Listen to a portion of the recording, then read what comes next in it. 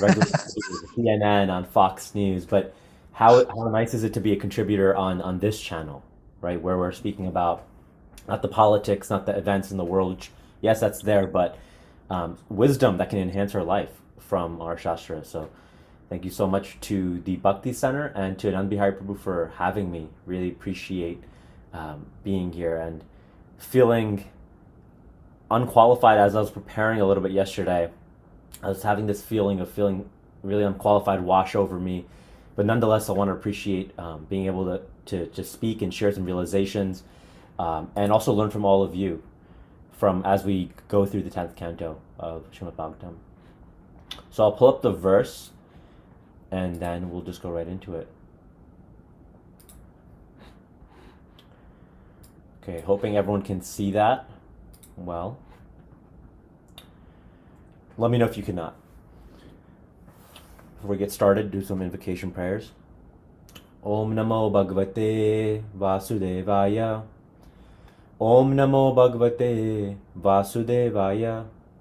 Om Namo Bhagavate Vasudevaya. So reading from Srimad Bhagavatam, 2 verses, Canto 10, Chapter 8, verse 20 and verse 21. Shri Chuka Vacha Iti Atmanam Samdisya Garga cha sa griham gate Nanda Prumadito Mene Atmanam Purnam Ashisham. Translation by Srila Prabhupada. Srila Sukadeva Goswami continued after Garg Muni, having instructed Nanda Maharaj about Krishna, departed for his own home. Nanda Maharaj was very pleased and considered himself full of good fortune. Purport by Srila Prabhupada. Srila Prabhupada ki jai. Krishna is a super soul, and Nanda Maharaj is the individual soul. By the instructions of Garga Muni, both of them were blessed. Nanda Maharaj was thinking of Krishna's safety from the hands of demons like Putana and Shakatasura.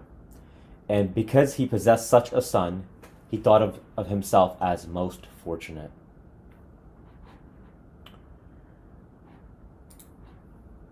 And then our next verse. So this is Canto 10, Chapter 8, verse 21. Kalena Vraja Talpena Gokale Ramakeshava Janobhyam Saha Panibhyam Ringamanu Vijaratu. Translation. After a short time passed, both brothers, Rama and Krishna, began to crawl on the ground of Vraja with the strength of their hands and knees and thus enjoy their childhood play. Okay, purport by Srila Prabhupada. One Brahmana devotee says, Shrutim apare smritim itare bharatam anye bhajantu bhavapitam aham iha nandam vande yasya linde param brahma. Let others, fearing material existence, worship the Vedas, the Vedic supplementary Puranas, and the Mahabharata. But I shall worship Nanda Maharaj, in whose courtyard the Supreme Brahman is crawling. For a highly exalted devotee, Kaivalya, emerging into the existence of the Supreme appears no better than hell, Narakayate. But here one can simply think of the crawling of Krishna Balaram in the courtyard of Nanda Maharaj, and always merge in transcendental happiness. As long as one is absorbed in thoughts of Krishna Lila, especially Krishna's childhood pastimes, as Parikshit Maharaj desired to be, one is always merged in actual Kaivalya. Therefore, Vyasadeva compiled Srimad Bhagavatam, in reference to Bhagavatam 176. Srila Vyasadeva compiled Srimad Bhagavatam under the instruction of Narada so that anyone can take advantage of this literature, think of Krishna's pastimes, and always be liberated. Okay, so I'll just read the translations one more time and then we'll go into the verses. So we have verse 20, Sri Shukadev Goswami continued, after Garga Muni, having instructed Nanda Maharaj about Krishna, departed for his own home Nanda Maharaj was very pleased and considered himself full of good fortune, full of all good fortune. And then verse 21, after a short time passed, both brothers, Rama and Krishna, began to crawl on the ground of Vraja with the strength of their hands and knees, and thus enjoy their childhood play. Om Agyanti Mirandasya Gyananjana Shalakaya Chakshuru Militam Yena Tasmai Shri Guruve Namaha Namo Om Vishnu Padaya Krishna Prishtaya Bhutale Shrimate Bhakti Vedanta Swami Ti Namine Namaste Saraswati Deve Gauravani Pacharine Nirvishesha Shunyavadi Pashatya Deshtarine Jai Shri Krishna Chaitanya Prabhu Nityananda Shri Advaita Gadadhar Shri Vasadi Gaur Bhaktivinoda Ki Jai. Hare Krishna, Krishna Krishna, Hare Hare, Hare Ram, Ram Ram, Hare Hare. Panchakalpya Drubasya Kripa Sindhu Bhevacha Patinanam Pavanevyo Vaishnavebhyo Namo Namaha.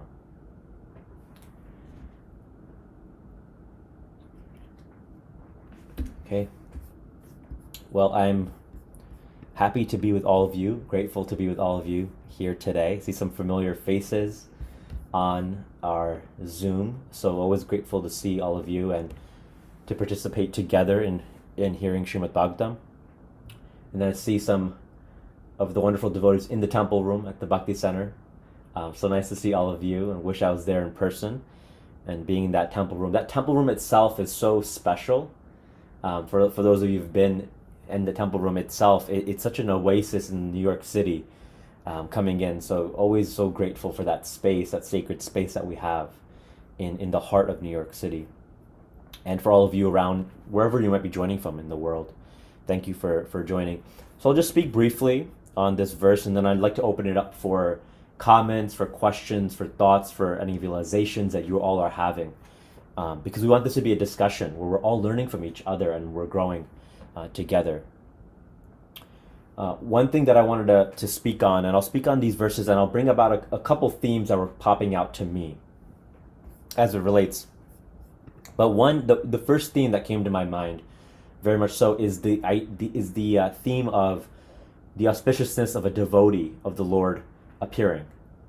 And in this section, as we're reading in the verses previous to this, Garga Muni appears at the house of Nanda Maharaj. And he appears, and they have a very beautiful discussion where Nanda Maharaj asks him to name Krishna and Balaram and to bless them. And Garga Muni is able to take darshan of the Lord and perform the Namkaran ceremony of Krishna and Balaram, which is very auspicious. And he's also able to, by virtue of his saintly knowledge and vision, able to give Nanda Maharaj a very clear sense for who his children are, actually, in the absolute sense. So he says that your children are none different than Narayan, and basically, you have the Supreme Brahman crawling in your courtyard, as Srila Prabhupada says in the purport. And I was thinking that how auspicious it is to have a devotee of the Lord in our life, actually, and the power of having that mentorship, because Garga Muni, I was just thinking about it, but he is the family priest of the Yadu Vamsa. So he's there for them in any circumstance, in all circumstances, and in this circumstance. And then I was thinking about what are some of the qualifications of a genuine mentor and of a teacher, and how can we think about that in our life. And it's very interesting because it's very auspicious to have this sort of sangha, even for Nanda Maharaj.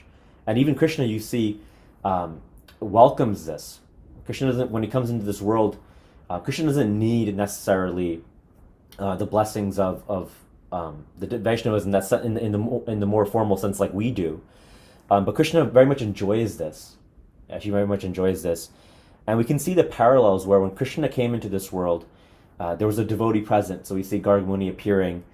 And then, on the other hand, we have Parikshit Maharaj is leaving this world, and there's a devotee present. Srila Shukadev Goswami. Right, so in every stage of life, there's birth, and then you have Parikshit Maharaj who's leaving this world, and you also have the presence of a very exalted spiritualist who's guiding at that point. So you can see this theme that guidance is so important, actually. And it's said in purport, Srila Prabhupada mentions how Garga Muni is no ordinary even sage. He was a very well renowned astrologer as well, who could see past, present, and future. And so he was able to see Krishna for who he was. And so the point that I wanted to make here, that came to my mind and heart, was that at every stage of life, whether it's birth, death, anywhere in the middle, which we're here, genuine sadhu sangha is very necessary and deeply beneficial for our own personal growth. And even Krishna demonstrates this, because Krishna is blessed to hear about himself, even Krishna, but even he appreciates the appearance of a genuine devotee. So it's always auspicious. And even the secular world, this is seen very much so, the power of association. And so, that's something to keep in mind. There's a leadership coach, his name is Jim Rohn. And he says that you become the average of the 5 people you spend the most time around. Become the average of the 5 people you spend the most time around. And this is something that we need to keep in mind. Who are we spending time around? Are we having association that's lifting us up, that we are able to get guidance from, that we're able to consult? And there's many things that we can do with a genuine mentor. And I wrote down a couple things that we can do, and the reasons why we need these people, like Garga Muni, in the family. One is their example. So from a genuine spiritualist and a mentor, we can see how to behave, help us model the right behavior, dharmic behavior. So they set an example in society. Then also we're able to get advice and feedback from them. So things that we can work on, that we can improve, that's also there. Then we also can consult them, and we can see Nanda Maharaj is consulting Garga Muni. To perform the ceremony for Krishna, how should we do so? So he's consulting. We can bring our doubts to them as well in this consult. And then lastly, we can also be encouraged by them. This is also very much necessary for our spiritual growth, is being encouraged by our seniors, by our peers, to continue forward. And so there's some reasons that it's important to have this in our life. So we have examples in terms of modeling, advice, feedback, consulting, and also encouragement. But the thing that came to my heart also was that, and we look at Garga Muni's example, it's so important that we shouldn't just consult anyone. So Garga Muni is a bona fide authority who's basically vetted here by Krishna himself, actually, right? And the reason for this is because our heart is very sensitive and precious. And so sometimes we think that, and maybe in our more immature stages, we just open up to anyone sometimes. We just share our concerns with anyone. But I was thinking of some qualities, just a couple of qualities, and I'm curious what you all think as well, of a genuine mentor. And we have this example of Garga Muni. And I want to tie these qualities through to him and what he shows us in these verses. This verse and the verses previous in this chapter. But the first is wisdom. Wisdom. Depth and knowledge, both are important. And we can see Garga Muni's example here. Srila Prabhupada mentions how knowledgeable he was and qualified he was to be the family priest for the Yadu Vamsa, Krishna's family, own family. The second is compassion as well. So you have wisdom and then you have compassion, because wisdom without compassion can be very dangerous.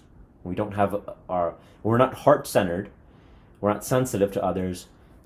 It can become very dangerous to have wisdom, because we can also use it to harm others sometimes, right? We can see this example in even our Shastra sometimes, where some people are very skilled or very given so much talent. And then also in our example in our secular world and our spiritual world and spiritual community, but if we don't cultivate our heart space, then we can have something, a missing link there. So we have wisdom, we have compassion, and then lastly is having the right agenda. This is very, very key. And very key as we're also eliciting mentorship and opening our heart confidentially as part of the 6 loving exchanges, that we focus on connecting with those with the right agenda.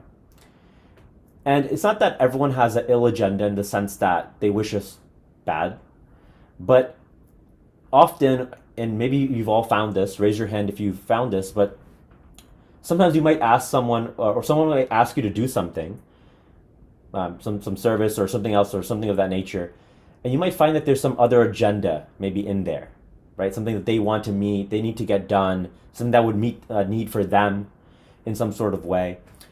And the agenda might not be fully pure. So the right agenda is very key. And Bhakta says, I agree. I think we've all had that experience, absolutely. We've all had that experience where we can tell sometimes when someone is asking us of something that maybe they're not actually thinking about us, they're thinking about themselves. Actually, they're focused on that. And then you have the other spectrum where maybe there's some ill will, there's actually some evil intention, and in some cases that can also be there as well. But generally, it's we see this. And looking at the example of Garga Muni, he is focused on Nanda Maharaj. So his agenda is very much there. And in one of the verses previously, talks about, and Srila Prabhupada talks about how Garga Muni had no needs. He had no needs from Nanda Maharaj and the family.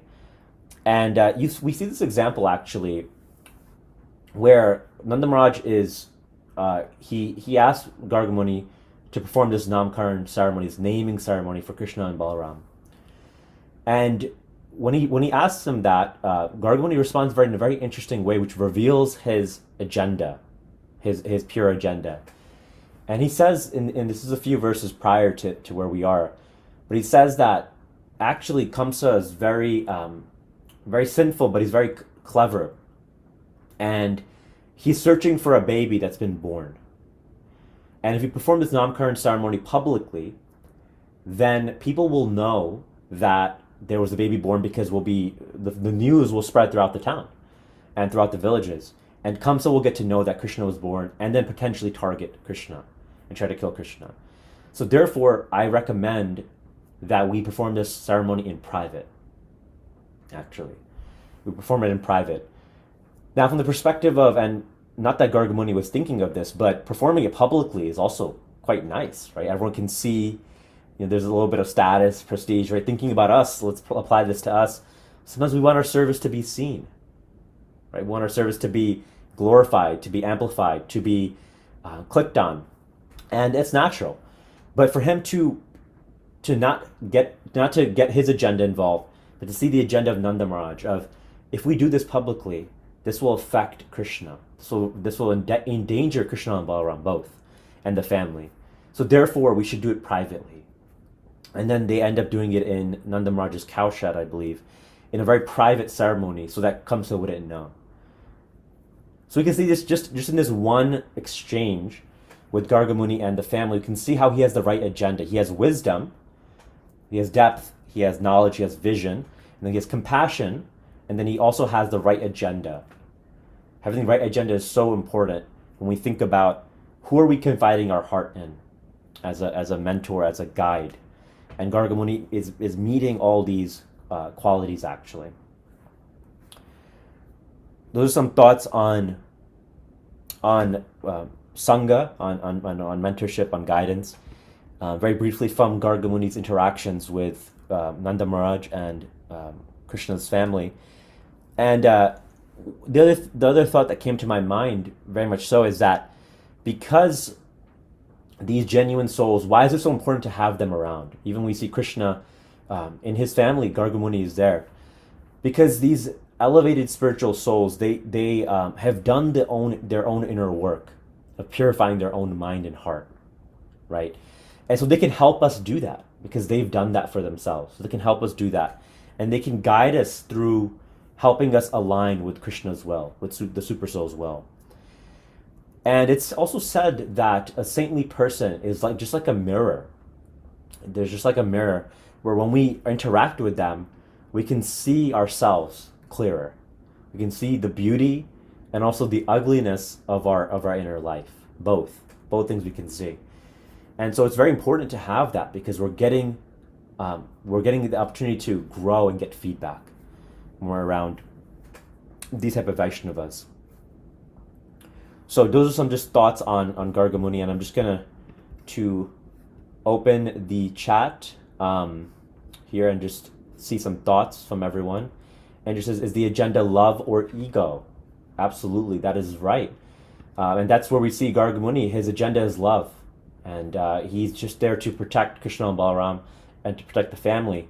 And his agenda is right. Versus when the agenda is ego, we can kind of smell it, whether we're having that agenda or we can see someone else is having that agenda. And that's not necessarily a bad thing. It's just we can understand what it is and also know how to navigate that and what the effects might be if we plug in to that ego and we allow that ego to steer our actions or conversations or our service, etc. And some notes here. Thank you so much. Power of association. Qualities of a spiritual mentor. Thank you for dropping this into the chat. Really appreciate that. Thank you. So those are some thoughts with that. And I was just thinking about Srila Prabhupada, and I believe he mentioned this, and I've seen this mentioned in many different places actually. But there's 5 ways to see others. There's 5 ways to see others. And this ties into the Sangha that we receive actually as well. But the first way to see others is when we see only the bad in others. We cannot see any good. Then the second stage is where we can see both good and bad in others, but we focus on the bad. We've all had examples of probably us doing this to others, and then others doing this to us sometimes, right? Where we can see the good and bad, but we focus on the bad. We choose to focus on the bad. The third level is where we see good and bad, and we focus on both equally. We see good and bad, and we focus on both equally. So now we're starting to get to more of conscious stages from unconscious stages. So the fourth stage is we see good and bad, but we consciously focus on the good. We consciously focus on the good. And this is where healthy relationships can really start to occur, starting at this level, fourth level. And then the fifth level, where we cannot even see bad in others. We only just see the good, and we magnify it. We magnify it when we see the good in others. We only see the good, and we magnify that at all times. This is a very elevated stage of seeing others. It's not always possible for us to be here, but it's an ideal we strive for. So when we look at having the right Sangha, ideally that Sangha is in level 4 to level 5. Level 4 to level 5, where those around us can see good and bad, but they focus on our good. And they help us obviously work on our bad, but they focus on our good and help nourish that.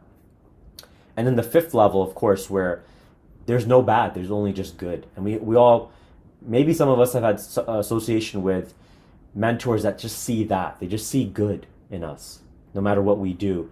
And they just encourage that. So it's a very, very elevated way of seeing. And there's another example in this. I believe it's Vidura in the Mahabharata. He mentions that we should be like a honeybee, not a housefly. So a honeybee is always, wherever it goes, it looks for nectar. It's always looking for nectar, and it's always taking, and then it's giving as well. But it's always looking for that nectar, that positive, from everywhere it goes, every flower it touches. Versus the fly, generally the fly is always looking for the dirty spots, the dirty things to go to. You can see sometimes, if you have a fly around, you can tell what dirty spots are because the flies are going there, right? So he mentions that we should become like a bee versus a fly, where we are only looking at the good in others. And we're extracting what good there is, because everyone has some good in them and many positive qualities. And obviously we can always, if we're looking for it, we can always see negative qualities in others, just like the fly. But we want to be mindful not to just focus on those negative qualities too much. Make sure that we can take those positive qualities as a honeybee and then implement them in our life, actually. And again, an ideal mentor will help us in these ways, in seeing these good qualities as well. So just wanted to share some thoughts in regards to the importance of that Sangha and that the necessary Sangha that's needed to grow in spiritual life. And I was actually just reflecting very briefly. I generally bring in stories from Shastra, but I was just thinking about my own life actually too, as I was reading this and hearing this example of Garga Muni. and just feeling really grateful because remembering as I grew up, my parents, it was very nice. Actually, I just want to share this little bit, but we would have sadhu sangha in our house so often, actually. And I'm very grateful for that. I remember growing up, and every month or two, there would be either a sannyasi or a brahmachari staying with us. And sometimes they would stay for a week or two, sometimes even longer. And I remember when I was 17, His Grace Gauranga Prabhu from ISKCON Chopati, many of you may know him, His Grace Gauranga Prabhu, he's basically a legend now, how much service he's done in the movement. But he had asked me to travel with him when I was 17 years old.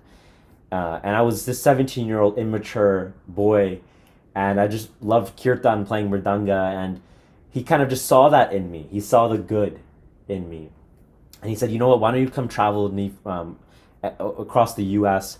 And we traveled together for some time, and that was actually profoundly impacted my life, actually, and all the sangha that I received growing up. That was very powerful.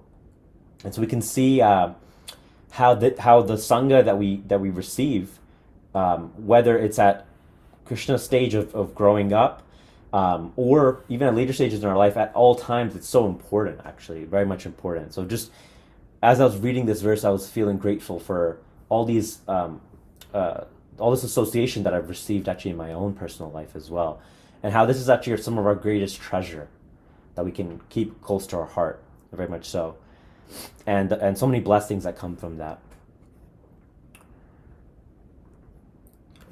Now, I wanted to speak a little bit on the second verse as well. So we have Garga Muni, and then we have Krishna and Balaram crawling in Vrindavan.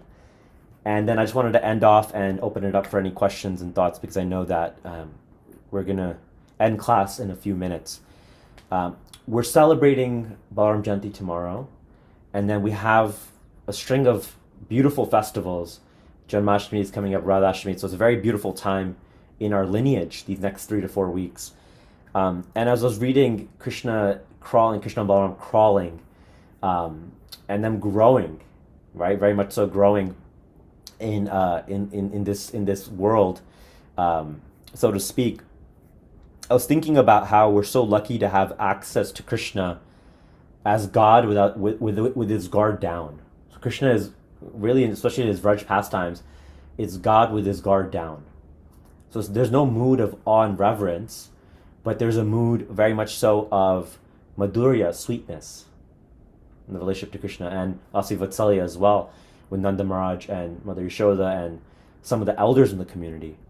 But in Vrindavan, it's so special because madhurya is more important than Aishwarya, which is power. So sweetness is greater than power or awe and reverence.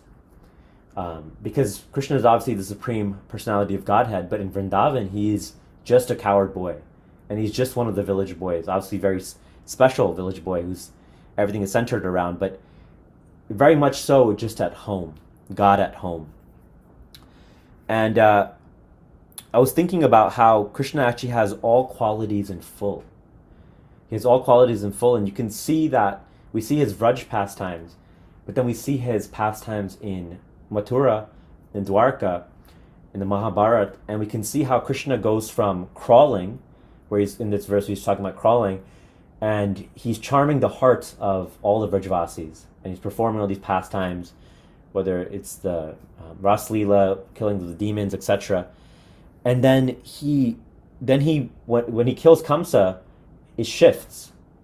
It shifts, the mood shifts of Krishna, where he's very much focused on leadership development, on statecraft, on establishing dharma, actually. And so we can see that Krishna has all qualities in full, where he's in Vraj, he's actually God with his guard down, he's just at home.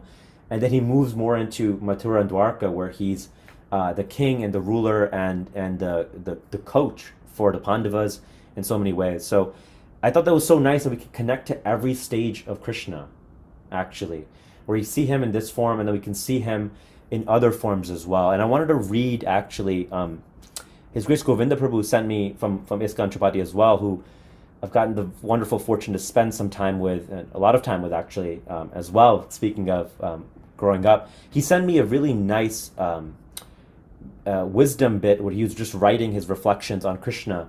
And I thought it was so nice to actually understand Krishna's personality through these different pastimes and phases of even his pastimes.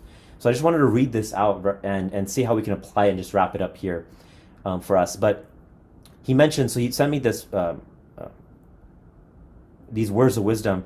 He says, and he's speaking of Krishna's birth, the avatar comes to the earthly planets for twofold reasons, external and internal. The external reason is to create stability by establishing harmony and cooperation among humans in particular and other living entities in general. But the internal reason is to thrill those who have a natural affection for the Supreme Brahman. The external reason is extremely crucial for all.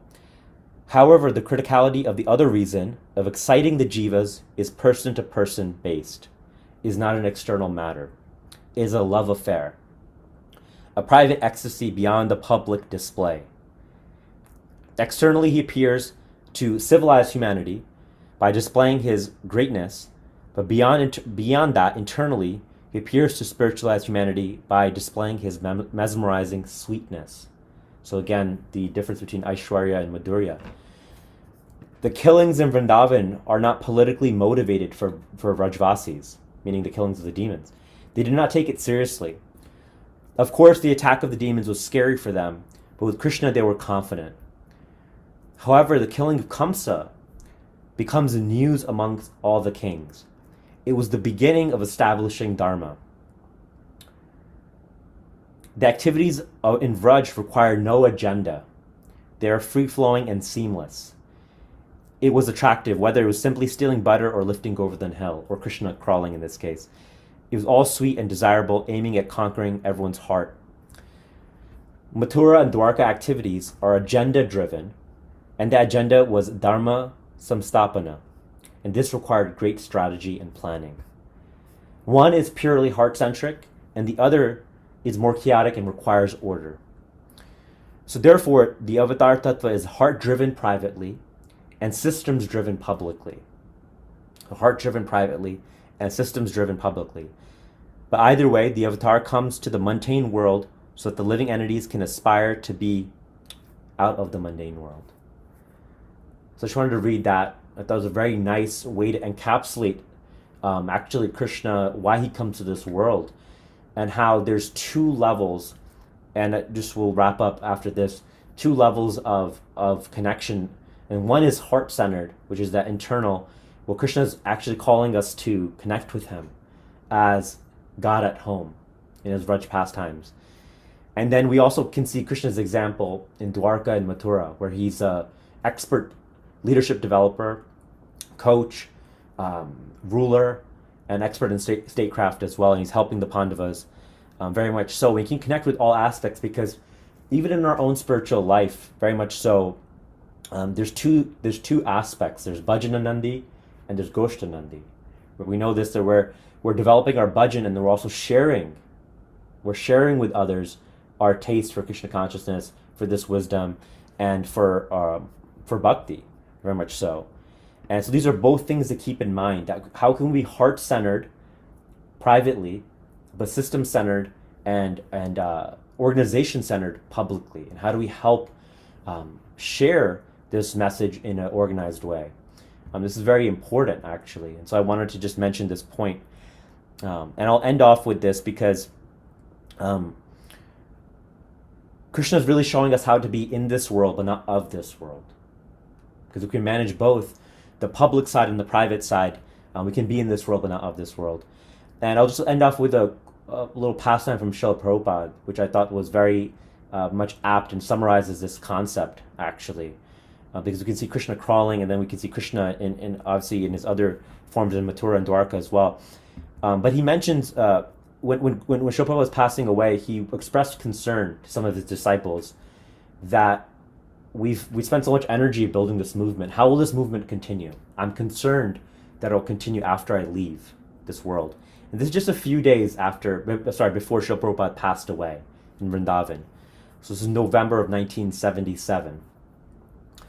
And he mentions to some of his disciples that I'm concerned And do you think this movement will go on when I leave? And some of the devotees mentioned, yes, it will, as long as the devotees are sincere. This movement will go on. And Srila Prabhupada said no. And then some of the disciples said, well, if the devotees are sincere, they chant their rounds and they follow the rules, then the movement will go on. And actually, Srila Prabhupada said, no, it will go on through organization and intelligence.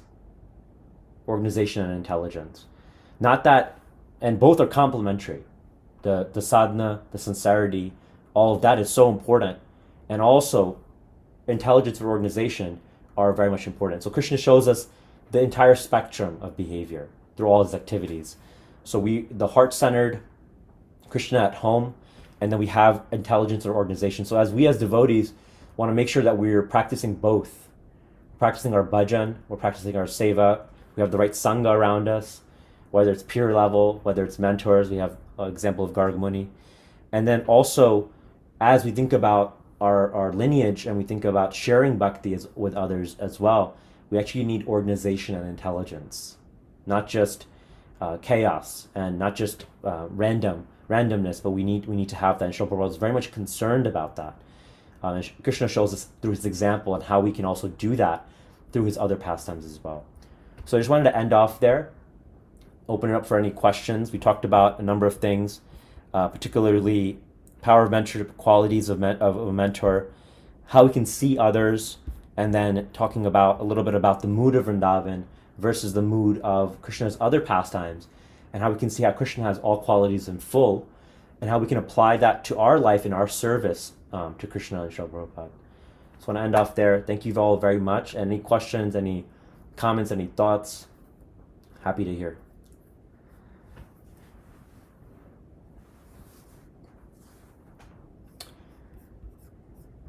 Okay, so you have 2 questions or thoughts. Andrea, please.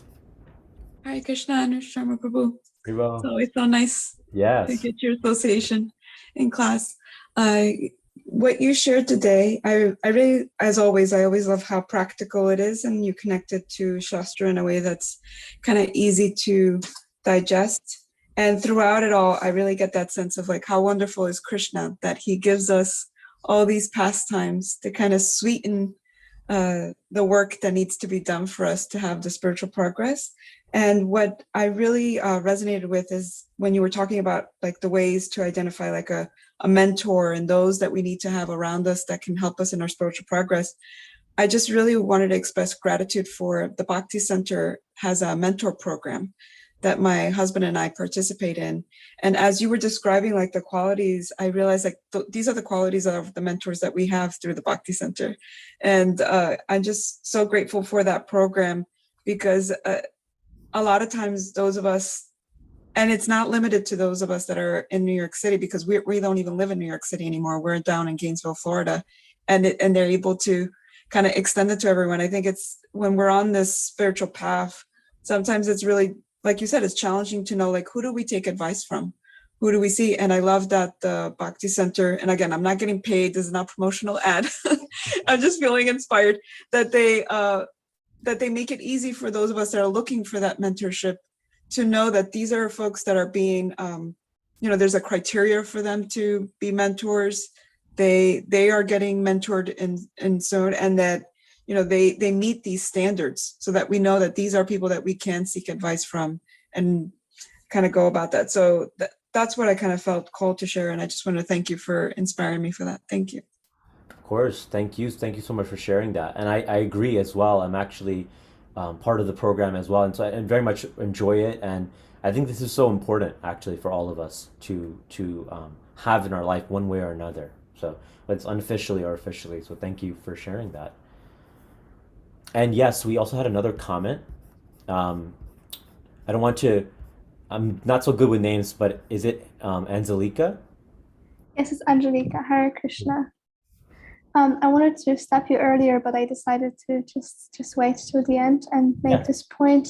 I just wanted to bring up the language, because I find that saying good and bad or right and wrong is not necessarily helping me to truly connect with what it means. And I just wanted to, in a way, like translate perhaps and in a way receive your feedback on that translation of how we can really explicitly state what it means. And I was specifically thinking about 2 points that you mentioned, reusing this language, the right agenda and the wrong agenda. And I thought the right agenda being what brings us closer to the Lord, and the wrong agenda being what doesn't, simply what perpetuates the conditionings that keep us away from attaining the true happiness. And then again, this point was brought up again in the different visions that we are able to cultivate, and how seeing good and bad in others, like seeing the good means seeing them turning towards Krishna, or their potential for turning towards Krishna.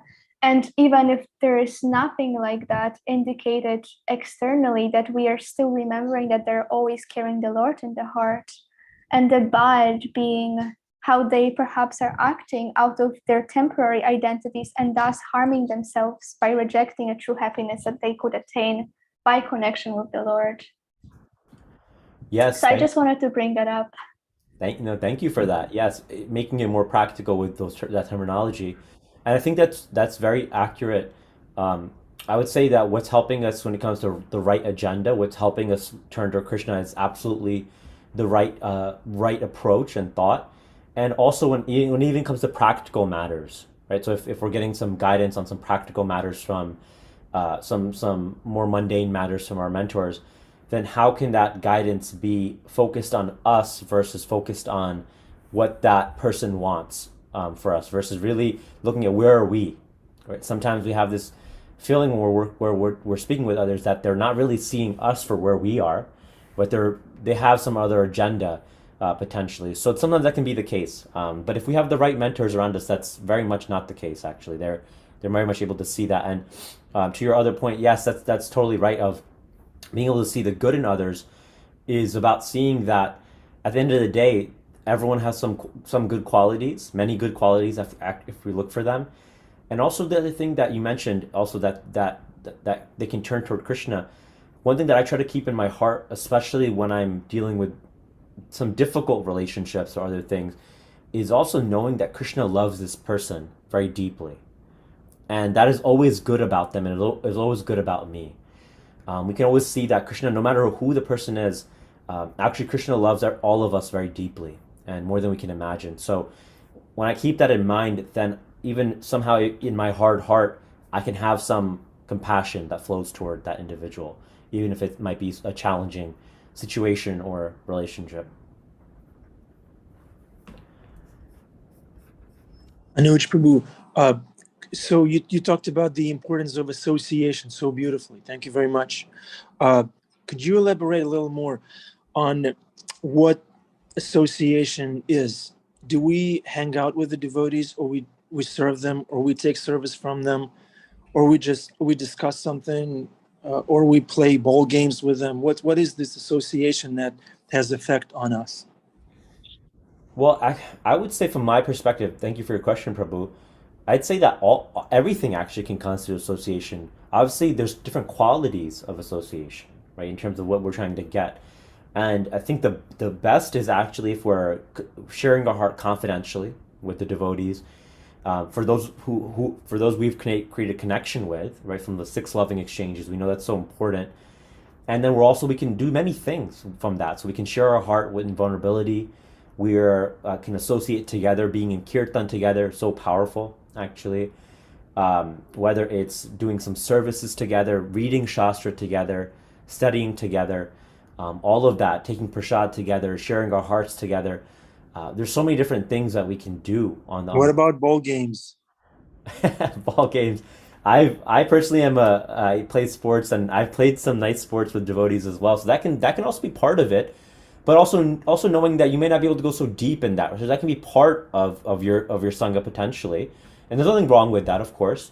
But then there can be deeper aspects of sangha and association, as you have it. So that's where we want to be able to make sure that we're sharing our heart. I think that's one of the biggest things, actually. I was hearing, I think Sachinanda Maharaj was saying that even if we have 1 or 2 people in our life that we can share our heart completely with, that's actually such a big blessing.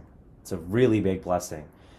So it can be. It can, Andrew's saying play sports while listening to kirtan. Yeah, absolutely.